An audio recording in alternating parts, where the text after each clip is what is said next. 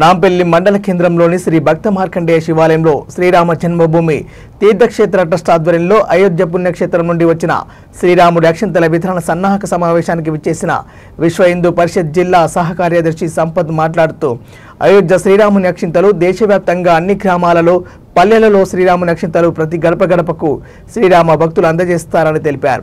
నాంపల్లి మండలంలోని అన్ని గ్రామాలకు పల్లెలకు శ్రీరాముని అక్షింతలను జనవరి 1 నుండి 15 వరకు అక్షింతలతో పాటు అయోధ్య శ్రీరామ మందిరం చిత్రపటం ఆహ్వాన పత్రాలను ప్రతి ఇంటికి అందజేస్తామని తెలిపారు.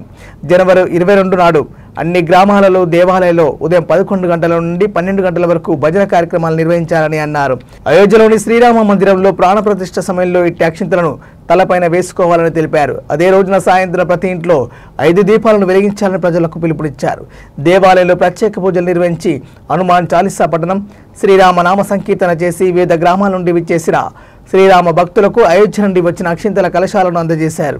ఈ కార్యక్రమంలో నాంపల్లి మండల శ్రీరామ జన్మభూమి తీర్థక్షేత్ర ట్రస్ట్ మండల ప్రముఖ్ కర్ణాటి శ్రీహరి, సభ్యులు వీరమల్ల స్వామి, దామరె జగన్, అరవింద్, నాగరాజు, రమేష్, ఆలయ పూజారి కర్ణాటి పెద్దపాపయ్య, శ్రీరామ భక్తులు తదితరులు పాల్గొన్నారు.